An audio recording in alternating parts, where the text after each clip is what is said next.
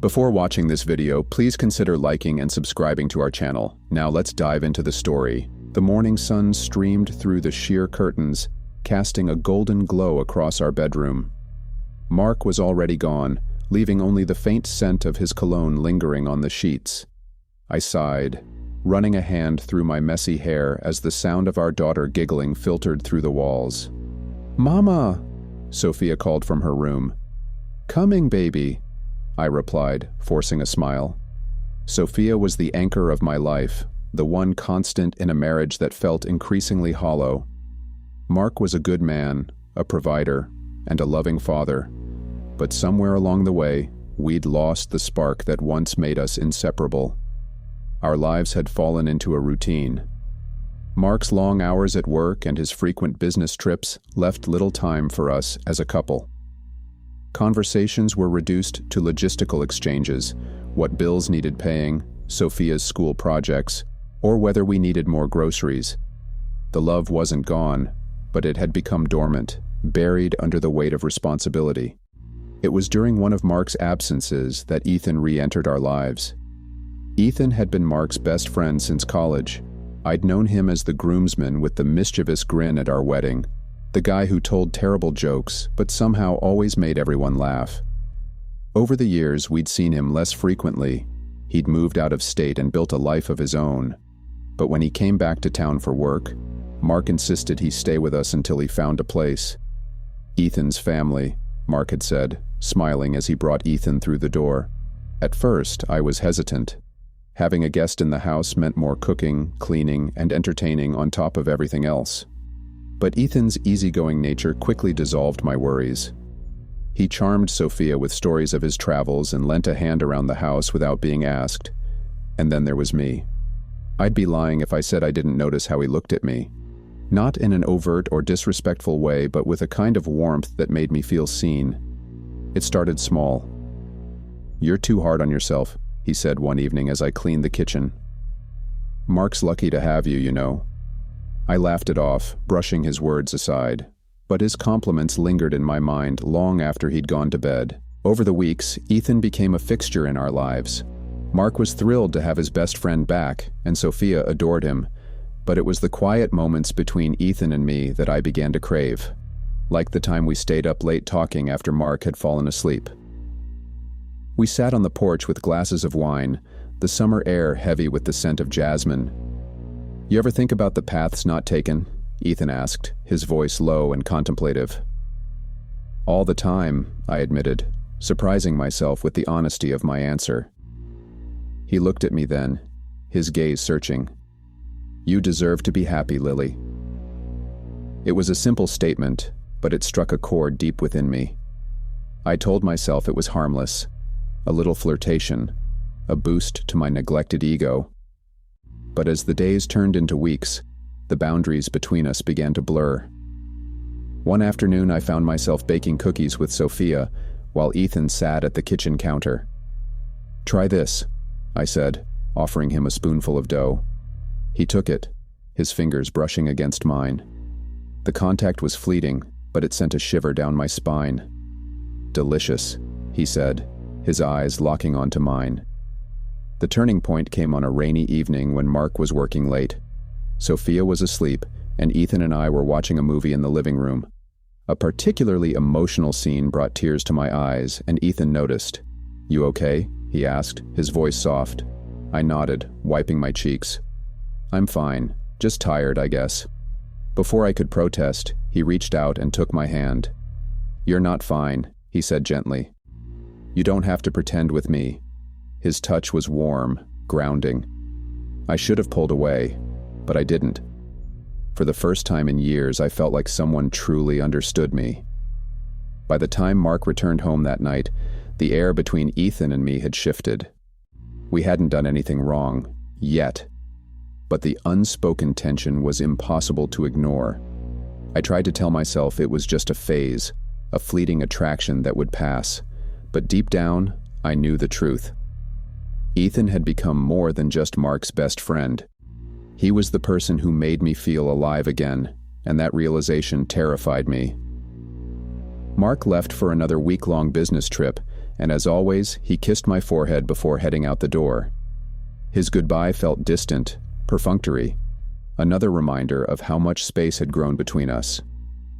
"Take care of everything while I'm gone," he said with a faint smile. I nodded, offering a small wave as he walked out to the car. Ethan had promised to take Sophia to the park that afternoon, giving me some rare time alone. As I stood in the quiet of the kitchen, I realized how much I was beginning to cherish Ethan's presence, not just for the help he provided, but for the way he made me feel. Alive, desired, seen. That evening, after Sophia had gone to bed, Ethan knocked on the open door of my bedroom. "Want some company?" I poured us some wine. I hesitated, knowing I should say no, but the loneliness was too much to bear. "Sure," I said softly. We sat on the bed, the bottle of wine between us. The conversation was light at first, but as the glasses emptied, the atmosphere grew heavier. "Why do you stay?" Ethan asked suddenly, breaking the silence. "What do you mean?" I asked, startled by his bluntness. "With Mark. You're not happy, Lily. Anyone can see that." I opened my mouth to respond, but no words came out. Instead, tears welled in my eyes, spilling over before I could stop them. "Hey," Ethan said gently, setting his glass aside and pulling me into his arms. I should have pulled away. I should have said something to stop what was happening. But instead, I buried my face in his chest, letting the warmth of his embrace wash over me. "It's okay," he murmured, stroking my hair. "You don't have to carry it all alone." I tilted my head up, and our eyes met. For a moment, the world seemed to stop, and then he kissed me. The kiss was everything I hadn't realized I'd been missing. Tender, yet passionate. I felt my heart pounding in my chest as I clung to him, the weight of years of loneliness falling away. When we finally broke apart, I stared at him, my breath coming in ragged gasps. "We can't," I whispered, but even as I said it, I knew it was a lie. "Lily," he said softly, his forehead resting against mine. But whatever he was about to say was cut off by the sound of Sophia's voice calling out from her room. "Mommy!" I pushed Ethan away, guilt crashing over me like a tidal wave. I'll go check on her," I stammered, fleeing the room. The following days were a blur of conflicting emotions. Ethan tried to keep his distance, but the tension between us was palpable. Every glance, every accidental touch sent sparks shooting through me. I tried to focus on Sophia, on keeping the house in order, but my thoughts kept drifting back to that kiss, to the way Ethan made me feel. And when Mark called to check in, his voice distant and distracted, the guilt only deepened. "I miss you," I said, hoping for some kind of reassurance. "Yeah, me too," he replied. "Listen, I've got to go. Big meeting tomorrow." "Okay," I said softly. "Good night." Night. The line went dead, and I stared at the phone, feeling more alone than ever. The next time it happened, it wasn't an accident. Mark was still away, and Sophia was spending the night at a friend's house. The house was quiet, the air thick with anticipation. Ethan knocked on my door again, but this time he didn't bother with wine or pretense. "Lily," he said, his voice low and urgent. I didn't respond. I couldn't. Instead, I stepped aside, letting him into the room. We stood there for a moment, the silence between us heavy with unspoken words, and then, without warning, he kissed me again. This time, there was no hesitation, no stopping. The affair began in earnest after that night. Ethan and I fell into a dangerous routine, stealing moments together whenever we could. It was reckless, exhilarating, and utterly addictive. I told myself that no one would find out, that as long as we were careful, we could keep it a secret. But secrets have a way of unraveling. Mark came home a few days later, oblivious to what had happened in his absence. I tried to act normal, to keep up the facade, but I could feel his eyes on me, scrutinizing every move. "You okay?" he asked one evening as we sat on the couch. "Of course," I replied, forcing a smile. "Why wouldn't I be?" He didn't answer, but I could tell he didn't believe me. The first real crack appeared when Mark came home early from work one afternoon. Ethan and I had been sitting in the backyard, talking and laughing like old friends. But the way we looked at each other must have given us away, because Mark's expression darkened the moment he stepped outside. "What's going on?" he asked, his tone sharp. "Nothing," I said quickly, standing up. "We were just what?" Mark interrupted, his eyes narrowing. "Relax, man," Ethan said, trying to diffuse the tension. "We were just talking." But Mark wasn't convinced. Over the next few weeks, the atmosphere in the house grew increasingly strained. Mark became more withdrawn, spending long hours at work and avoiding Ethan whenever possible. And yet, despite the mounting tension, I couldn't bring myself to end things with Ethan. The breaking point came one evening when Mark came home unexpectedly early. Ethan and I were in the living room, our bodies pressed together in a heated embrace. We didn't hear the door open, didn't realize Mark was there until it was too late. "Lily," he said, his voice cold and flat. I froze, pulling away from Ethan as my heart plummeted. "Mark," I whispered, my voice barely audible. He didn't say anything else. He just turned and walked away, slamming the door behind him. Mark didn't come home that night, or the next. When he finally did return, it was only to pack his things. "We're done," he said, his voice devoid of emotion. "Mark, please," I started, but he cut me off. "Don't," he said sharply. "You made your choice." And with that, he was gone. The sound of the door slamming echoed through the house, leaving a silence so heavy it felt like it might crush me. I stood there, rooted to the spot, my mind blank as the weight of what had just happened settled over me. Mark was gone. When the initial shock wore off, panic set in. I scrambled for my phone, dialing his number over and over, but each call went straight to voicemail. "Mark, please call me," I begged into the receiver. "I know I messed up, but we can fix this. Please, just come home." But he didn't. The days that followed were a blur. Mark stayed at a hotel, refusing to speak to me or come home except to gather more of his things. Ethan tried to comfort me, but his presence only made the guilt worse. "How could I let this happen?" I whispered one evening as we sat in the kitchen.